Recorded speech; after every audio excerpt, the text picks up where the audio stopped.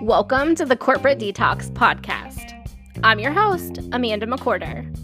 I'm a corporate dropout, recovering people pleaser and perfectionist turned burnout recovery coach. If you are sick of the corporate roller coaster ride and ready to step into a life you love, this is the podcast for you.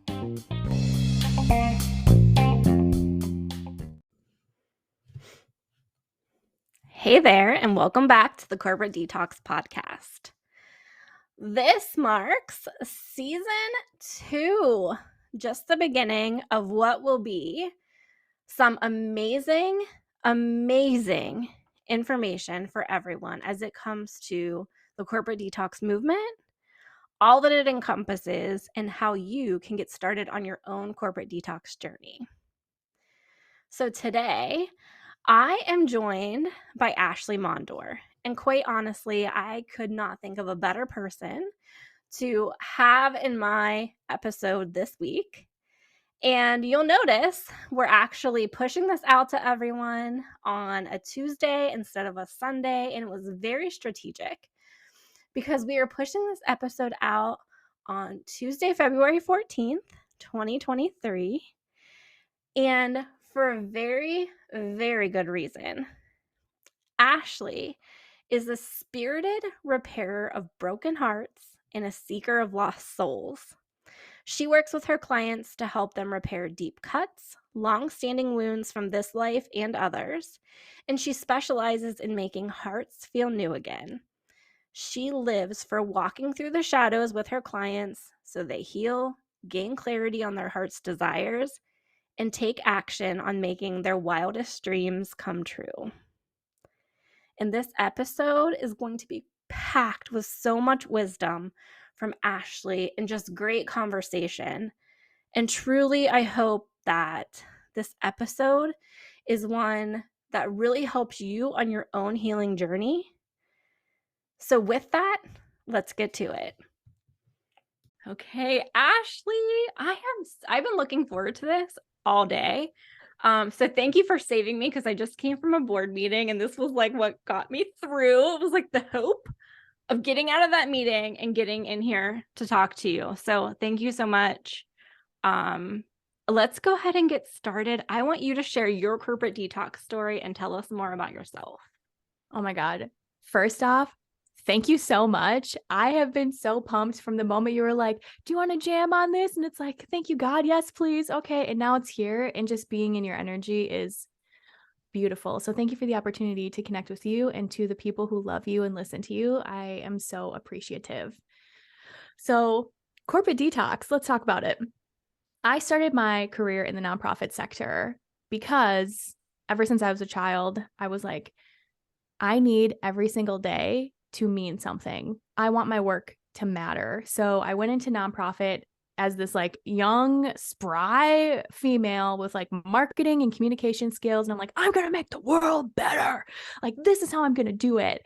And around like 5 years in, I had worked at 2 separate nonprofits and I learned very quickly what it means to be bitter because when you are underpaid and overworked and people constantly tell you, oh my God, it must be so nice. It must be so fulfilling to do the work you do. And you're like, excuse me, I don't have a team. Like, it's just me and I am getting screamed at and this workplace is toxic and my work is never good enough. I had a micromanager who was a boss or as a boss who was the executive director. And it was the worst, honestly. So in this job that was extremely toxic, I had came across a podcast actually of a woman who became my first mentor. And on the podcast, she was talking about living a life of your dreams. And what she was a business coach. And it was the first time, Amanda, where I was like, coaching outside of sports is a thing? Like, you can do that? I can totally relate. I had no clue about coaching. And I'm sorry for the listeners because I've probably said this before. I'm sure I have. I had no clue that the coaching space even existed until after I put my resignation in and was like, oh dear God, what am I going to do with my life? And I found coaching And it was like, what is this world outside of corporate training? Oh my God. And the thing that she spoke to, there were two things that like were so riveting to me. I couldn't even believe it. It was, there is no glass ceiling. And as a woman, the thought of that, I'm not capped at a salary. Like I can, the sky isn't even the limit, you know? And then the other piece was you can serve the world through your gifts and you can work with people that you only want to in a capacity that only you want to. And so from that moment, I dove headfirst into business. I am the first person in my family to run a business because of this. And I'm so grateful that I listened to a podcast so that I could meet her. And most of the mentors now that I've worked with, I've actually found on podcasts, which is really exciting because you, Amanda, have a podcast. And, you know, having this podcast allows you to run your corporate detox membership and your one-on-one offers and to help people, you know, switch careers or leave careers, heal from burnout. And so it's just like a really big deal that you chose to step into your voice and to share your work because people like me find you, which is so exciting. So this woman, Christine, who I eventually hired, although I was like terrified to pay someone $5,000 to help me figure out how to leave this career. She taught me, well, what if we take your gifts and we just start on social media and we start, you know, with your writing skills and connecting with people and building relationships. And from there, you will be able to create a foundation so that when the time is right, you can leap into freedom. And so one of the things that we did was instead of me being completely burnt out and bitter and exhausted and just truly losing my soul in this nonprofit sector was we're going to go to corporate, but we're going to go to corporate with the idea that this is the bridge to freedom. So I am going to consciously choose a place that has an incredible culture and where I am going to bring my gifts and know that at the end of the day, this job is paying for my dream. So I went into that with the mindset. I found an incredible company. Like if people are in corporate and they want to stay in corporate and do the ladder and all that stuff, like I consciously chose a Fortune like 500 winner, like multi-award winning culture to work in. So I was there for 3 years and I had, again, a few mindset things that were very helpful. One, this was not the end all be all. I have a dream that I'm working towards every single day. And I will not be swayed because of money, because of the salary, because of title changes. The other thing was coming to nonprofit, it felt easier to be me because I'm like, I have this heart here of service and I get to be joyful and expansive and I get to bring all of that to nonprofit and it's going to make the world better. Where my view of corporate was what? Cube farms, exhaustion, burnout, climb the ladder, politics, people are backstabbing, all that stuff, right? And so I was like, I'm going to actually be 100% me, no matter what. And so I went into this place that was a cube farm, like, and gray walls and all that, but the culture was excellent. And I actually got to do work that was all around helping foster excellent culture and diversity inclusion and helping people become better communicators and all that stuff. And it was really fun. And I was there for 3 years, but I wasn't fulfilled.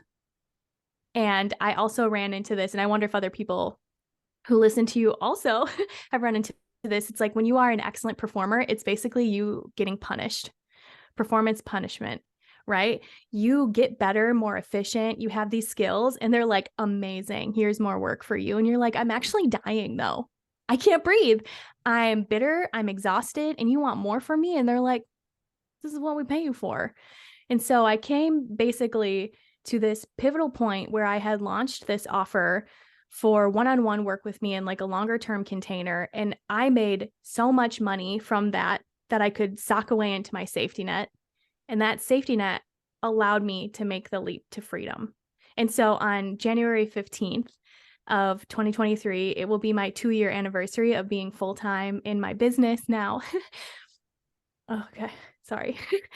I just love what I do so much, you know, like every single day I get to sit across from people and I get to help them and empower them to heal things from like divorce and pain and suffering and grief and loss and like you burnout and mindset, and I help them expand into possibilities like starting their own businesses and working with people that like they love, expression, standing in their power, boundaries, having the most incredible relationship of their dreams. Like I help people do that now every single day, and I'm so grateful that corporate walked me here because it created the safety net and it invested in me so that I could do this work. Okay, so first of all, to the listeners, this is obviously a podcast and you can't see me, but I've been sitting here with my hand over my mouth because I'm trying to stop myself from interjecting and listen to your full story. And I'm just going crazy. Okay, so you're a beautiful soul, like, and I love the work that you do.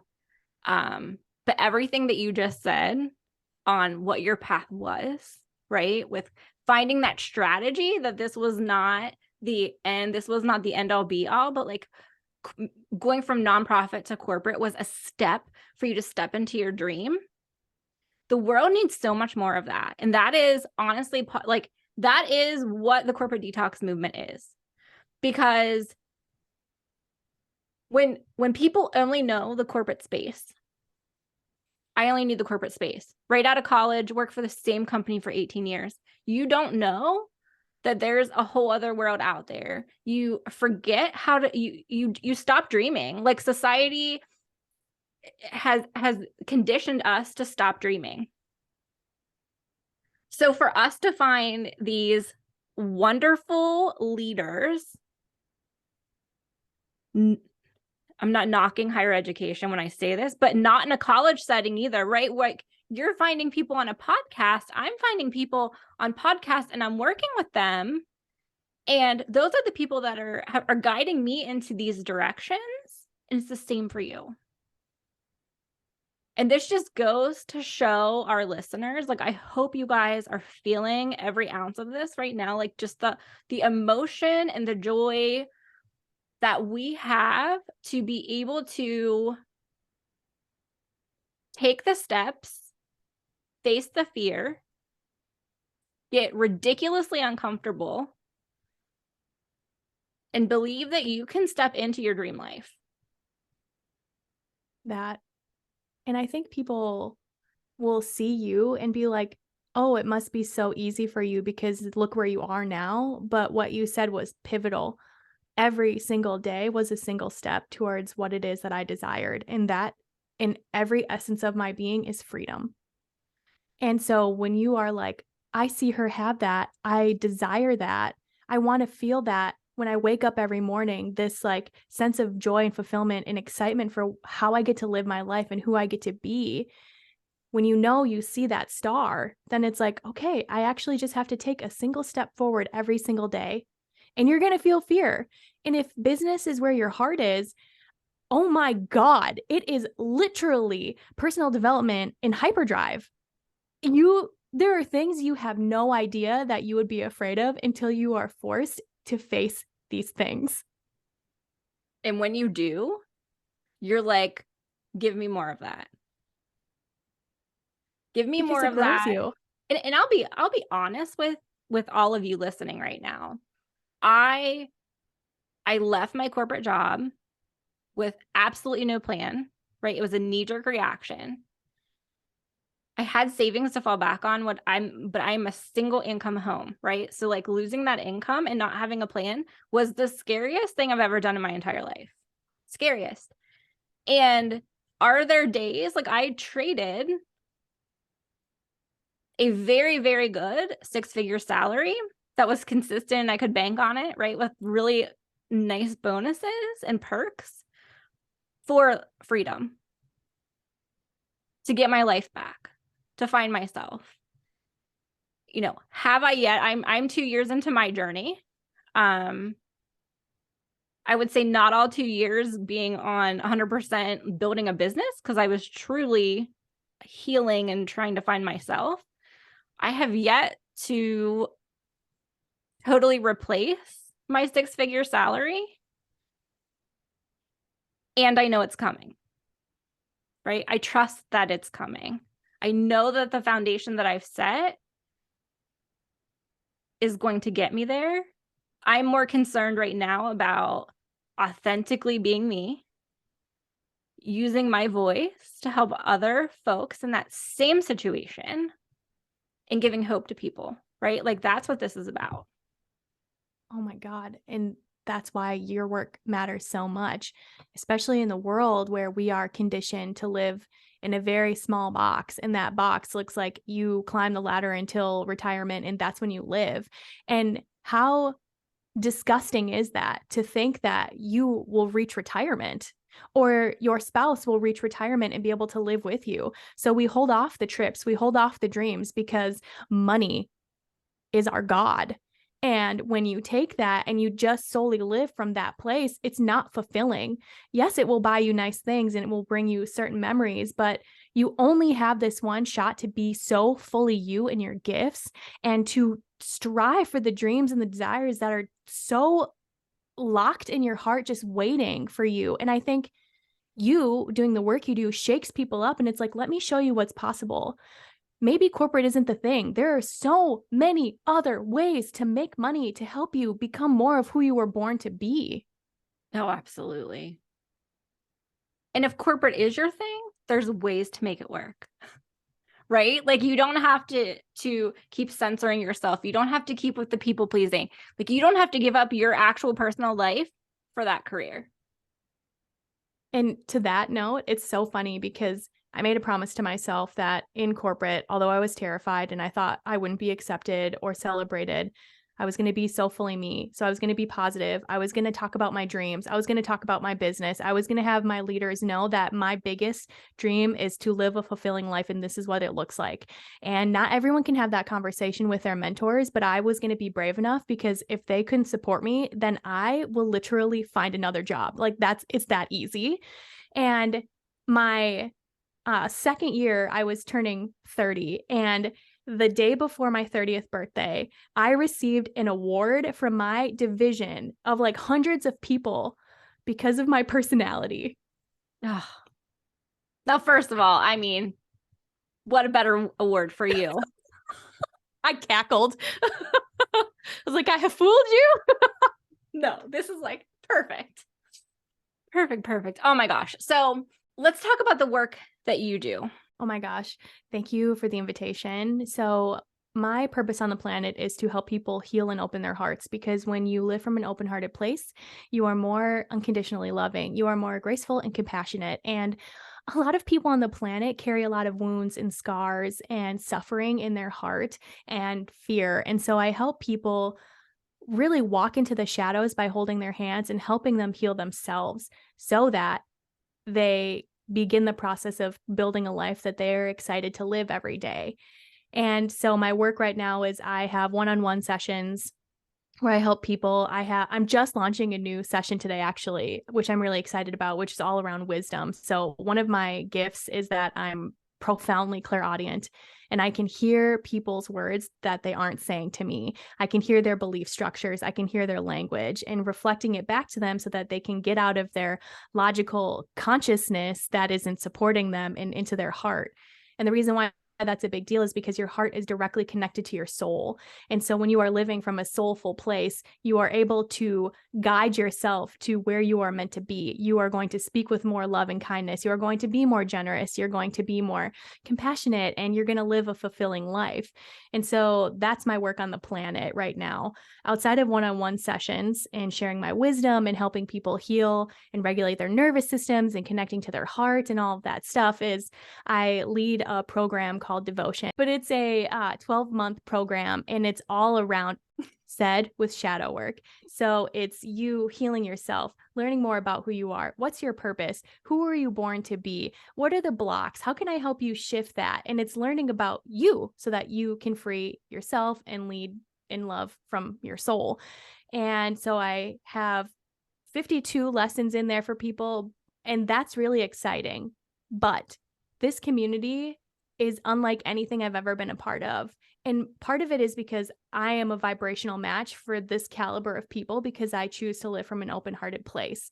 The other part is everyone who joins my community are so wise And I set the precedence that it's like, I'm not the only one here who can bring wisdom, bring your advice, bring your gifts. Like if someone's going through something, share, because our human connection is what changes the world. So this is my work right now. And it's an honor and a privilege and a passion of mine. Okay. So just the name devotion should be enough to magnetize people into that container no matter what. Hands down. When you talk about regulating the nervous system, right? I've talked so much on these episodes about that. What would be your number one recommendation to folks? Because a lot of my listeners are in burnout. They might not know it. They're hopefully becoming more aware, right? Listening to this podcast. But what would your biggest recommendation? We talk a lot about breath work with different people. Throw your wisdom at us. Oh, that was sexy. Thank you so much.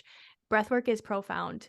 It's incredible. And I think people have this notion that breathwork has to look like 60 minutes of you breathing. And my first breathwork session, I thought I was going to die. I was like sweating profusely and crying, and my hands became like these crab claws. And I was like, what? I can't open my hands.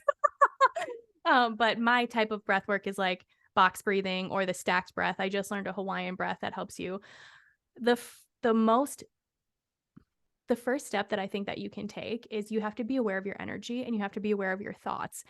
I knew I hit burnout when my thoughts were bitter and resentful, when I didn't have the energy to complete the tasks that usually I could with ease. And so you have to become very aware of what are the thoughts that you're thinking? What's your dialogue? What does that sound like? Is it loving? Is it compassionate?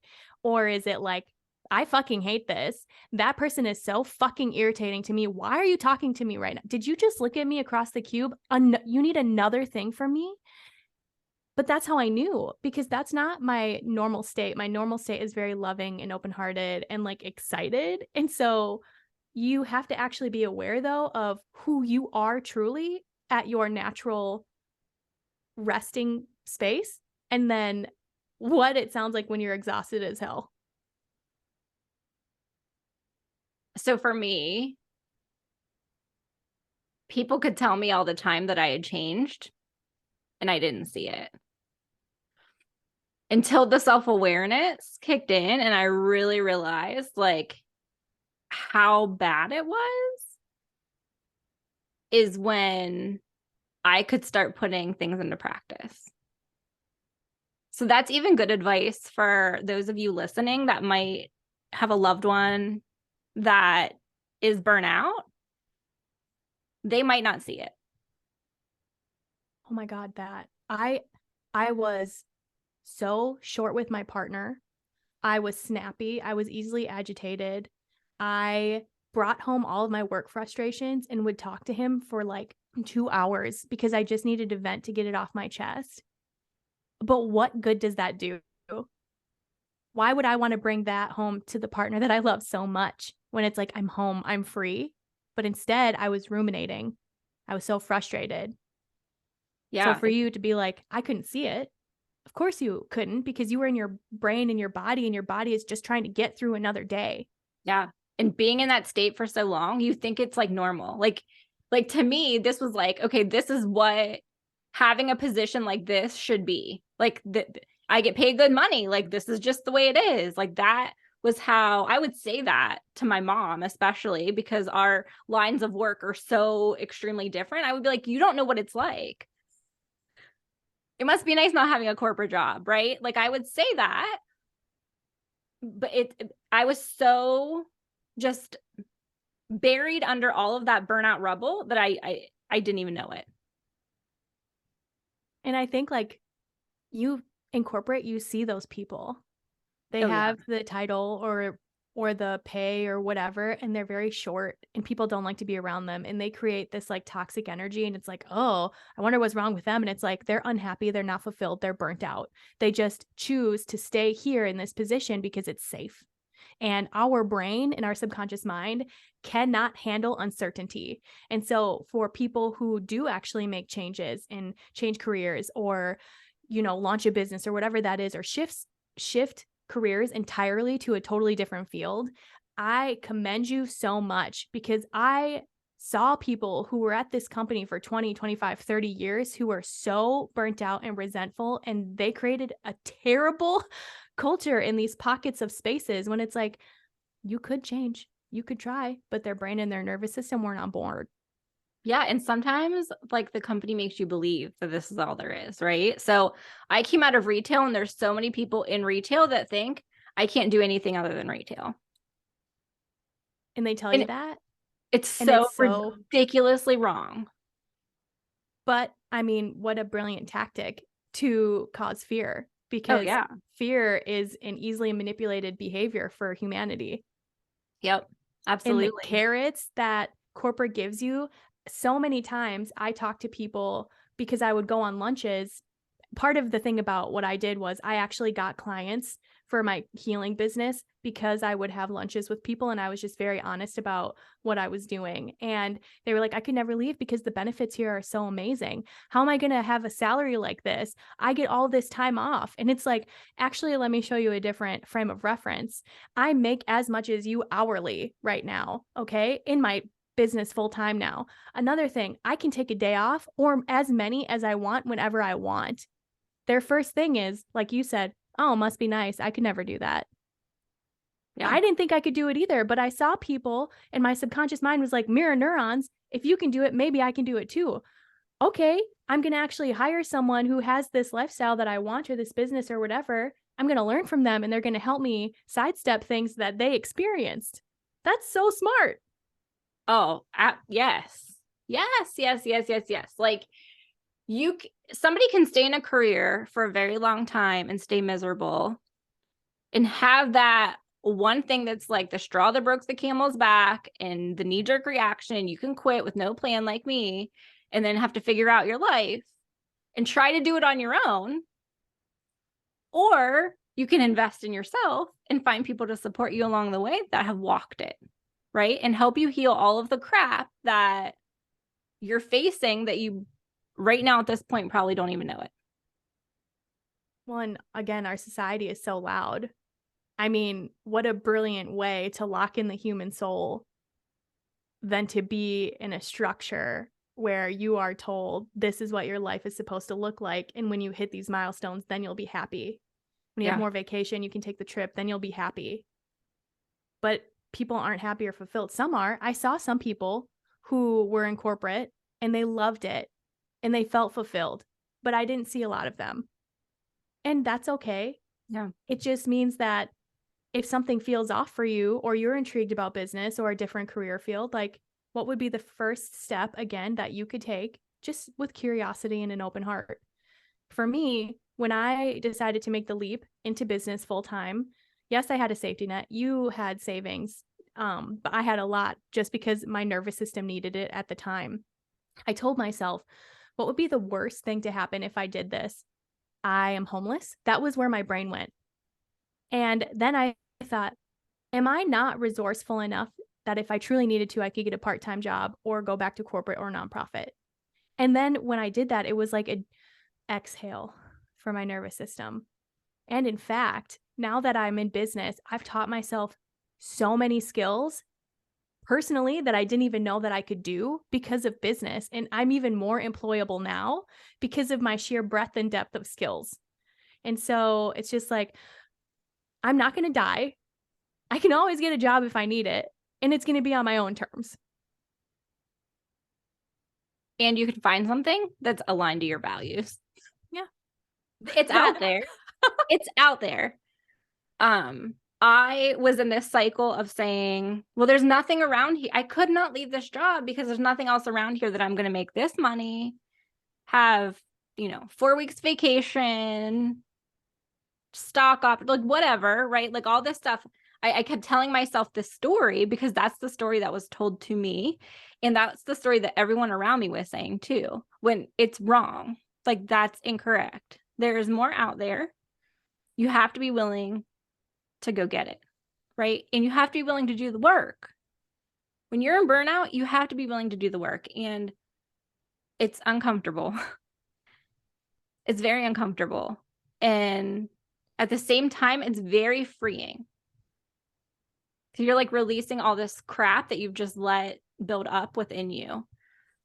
I was listening to a podcast yesterday, and one of the lady getting interviewed had said that burnout not only affects your mental health and your physical health, but it will ruin your career. So, for those of you that are listening, especially if you're a leader of people, this is the time to really do the self-evaluation. For me, I was leading people. I was in a state of burnout. I was led by people that were burnout. The same shitty corporate culture, okay? You can't change culture unless you're ready to accept where you're at and be ready to make change. And what is the impact that you're having on everyone else? 9 times out of 10, you spend more time with these folks than you do with your family. That should say something. Well, and it can be kind of terrifying because toxicity breeds toxicity from an energetic standpoint. If you drop your frequency, your vibration, other people will meet you. And when you are unhappy, other people sync up to that. And one of the reasons why I can share that with so much confidence is because one of the programs I learned through is the Heart Math Institute, and it's all around becoming trauma informed for care providers and all of that. And what I learned was that your heart has an electromagnetic frequency that radiates out about 3 feet from your body, your brain about a foot. And so when you are happy and passionate and joyful or just balanced, you actually can invite other people to rise to meet you unconsciously. But if you are living in lower vibrational states of burnout, of bitterness, people will join you because it is really easy to match people in lower frequencies. It's very seductive. But for those who do love what they do and they are grounding their energy, regulating their nervous system, they're happy, they're positive, they literally change the energetics around them and they change people fundamentally. Mic drop. I don't even know what to say after that. Like, this whole conversation's just got me. Obviously, I was fired up before we even started, but like I could seriously keep going for another couple hours. We're not going to, don't worry, guys. But there's just so much that a shitty culture, right, pulls people down.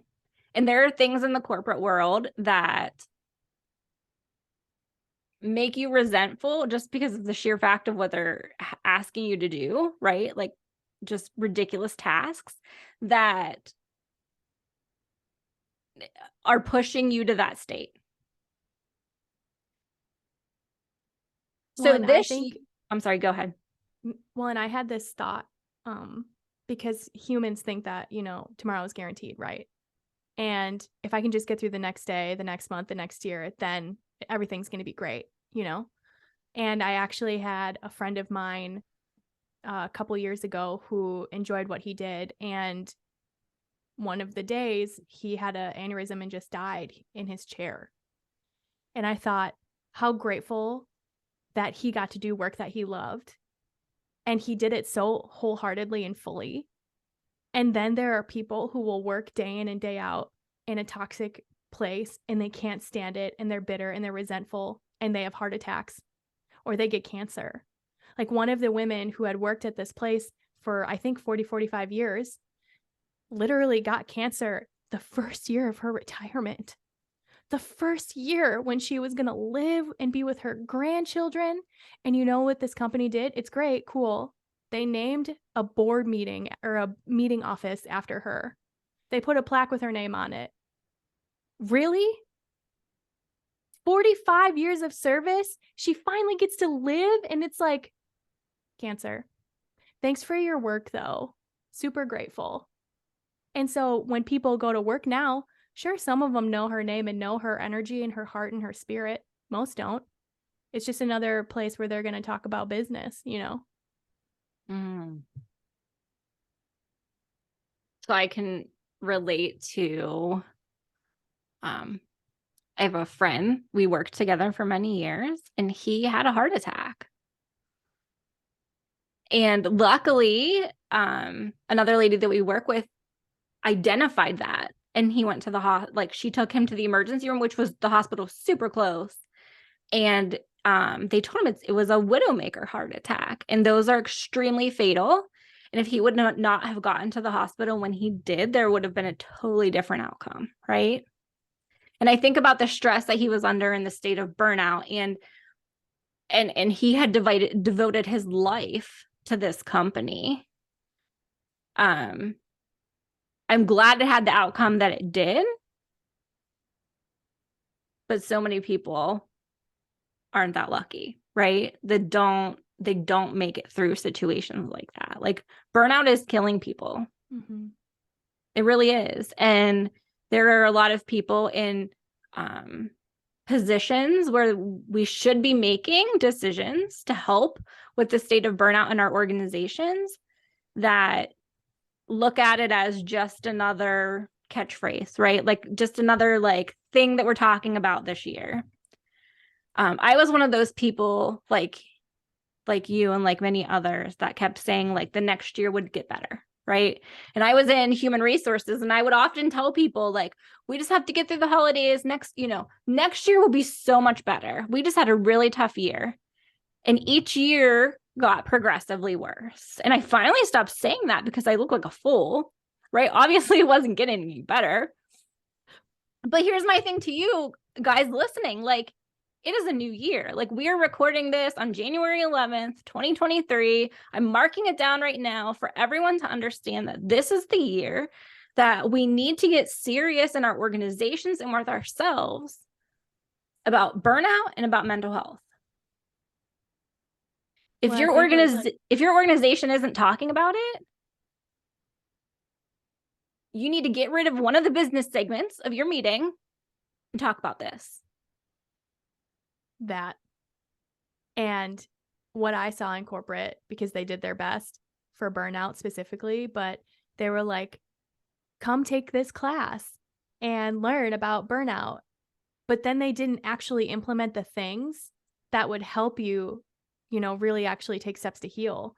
One of my most bitter resentments was that every day, at least once or twice a day, I would try to go for a walk because I needed to paint the picture for my subconscious mind of what my dream life looked like in business full time so that I could create safety in my nervous system.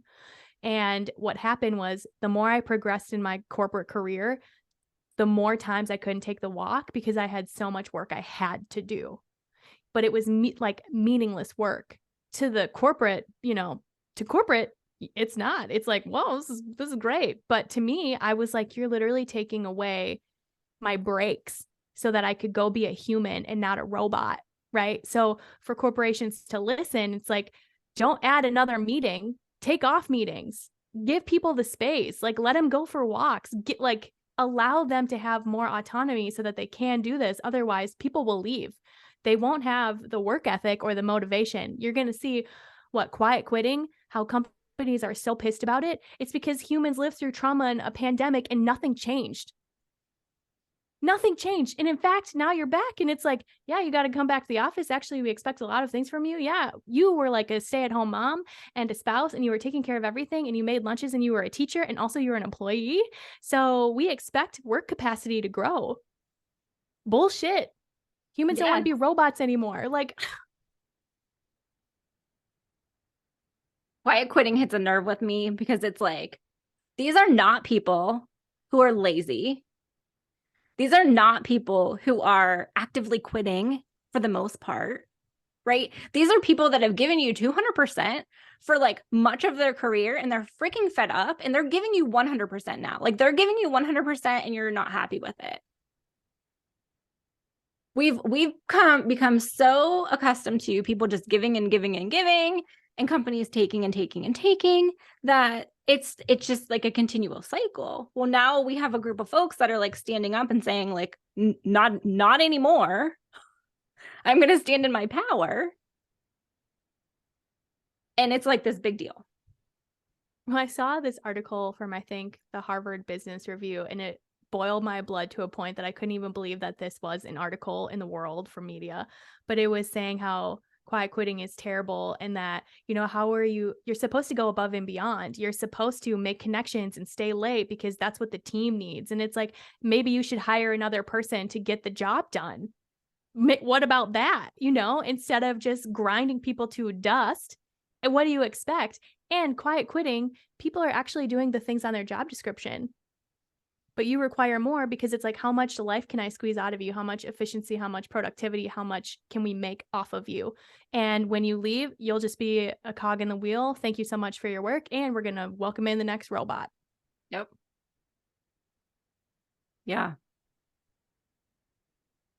For me, HR was so enlightening because as much as that's the area of business that's like taking care of the humans, right?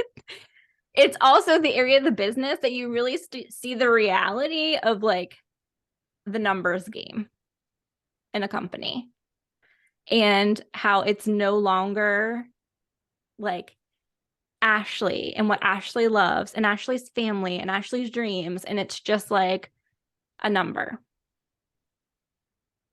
And that was one of my last, like, that was where decisions started like rapidly happening in my brain on like, this is not a good fit for you. Something has got to change. But I fought it for so long because I gave into what everybody was saying, that this is all you can do. You can't do any better than this. Where else are you going to go? So you're in like an echo chamber of fear. Yeah. Yeah. Yeah. With like everybody around me saying the same things. Mm-hmm. And then you're on the other side and you're like, it's amazing out here, you Yeah. guys. It's like, yeah, it's like pretty hard, but it's worth it. Yeah. Yeah. I'm not saying it's like, a cakewalk because it's still difficult, but you know what? It's difficult on my terms and not somebody else's. And I'm answering to myself and not someone else. So if I don't, get my email sent tonight, it's not a big deal. That's actually how I knew I should have been in business, is because I had amazing bosses and I could not stand being told what to do. Oh, yeah. Absolutely. Okay, so I want to ask you this one question before we get on to where people can find you. So what would be your biggest piece of advice? I know we already talked about your advice with nervous system regulation, but when it comes to the corporate detox journey and burnout, what's your biggest piece of advice for our listeners today? Thank you for this question. So as I think about my journey in going full-time into business, right? I had been an employee for so long, for years. I was conditioned in that state. And what did that condition look like? You are only valued at your output, your productivity, your ability to, accomplish tasks, how easy you are to work with, and all that stuff. And so when I made the leap to full-time business 2 years ago, what I wish I would have done differently outside of the safety net, I'm really grateful that I did that because I couldn't probably have handled it. Outside of that, I would have panicked. I panicked in another way. When I made the leap, I was so used to unconsciously having to force, to push, to be over, like my emotional addiction is overwhelm. And that's how I know when things are out of balance. I was so addicted to doing, hustle, hustle, hustle, get as many things done as humanly possible just to deliver on the deadline, that when I actually created spaciousness for my life, the thing that I had dreamed about for like 5 freaking years, Amanda, when I had it, I panicked because my nervous system wasn't prepared.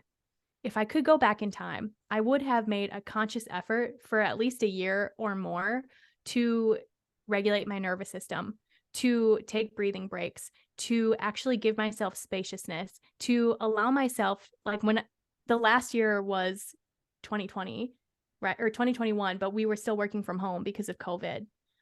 I should have been going for walks. I should have napped.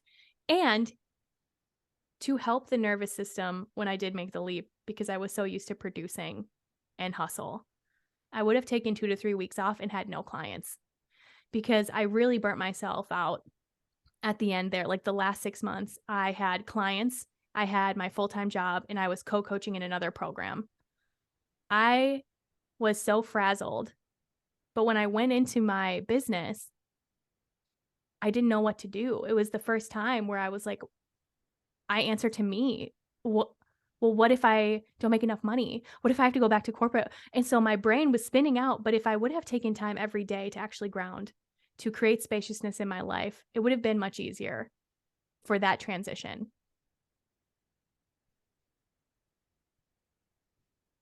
I'm leaving this long pause there because I'm hoping everyone is soaking this in.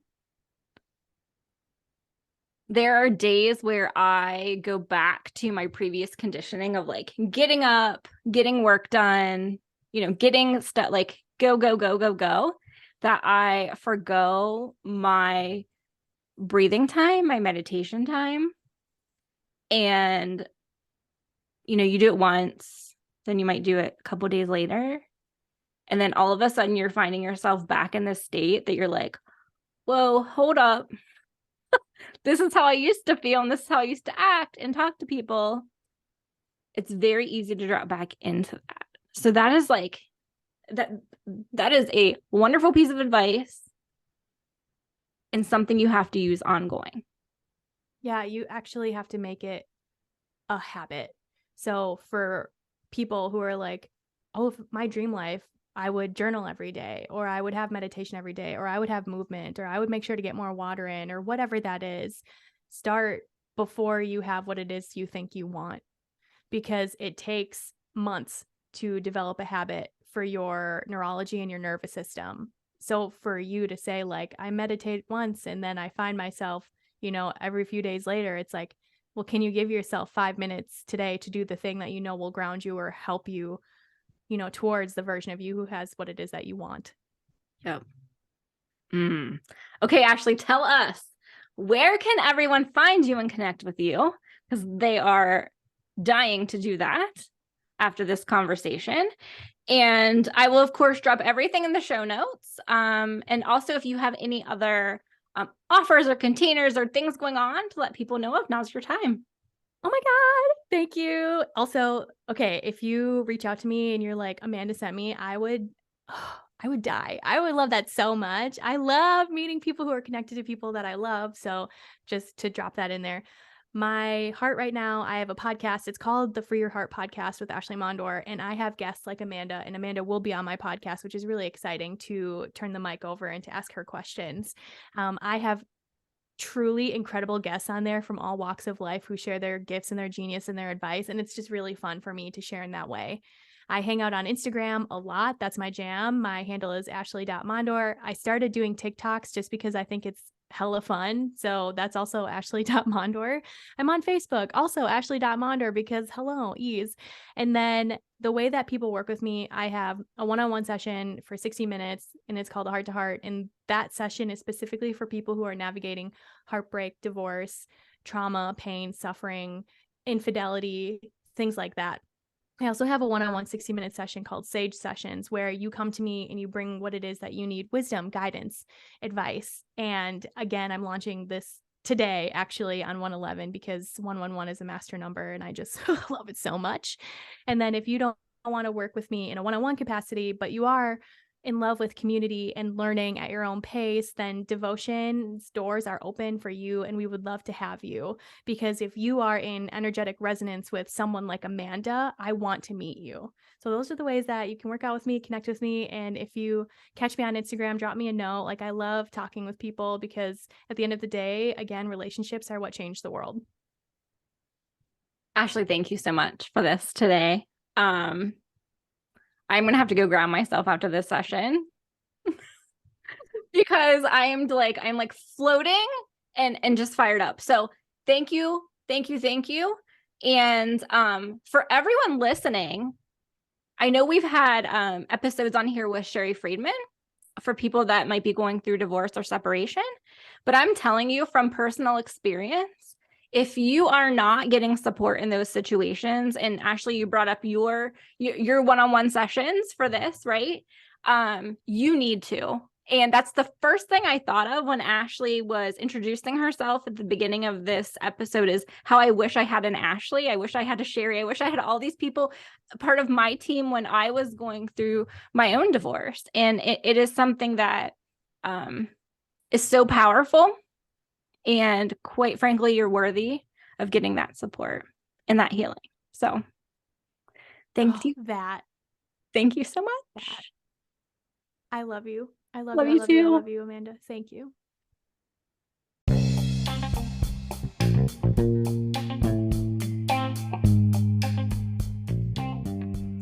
So, are you ready to start your own corporate detox journey?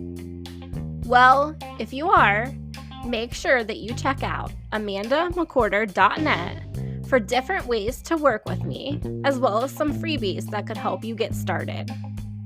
If you're on social media, follow me at Amanda K. McCorder on Facebook, LinkedIn, and Instagram.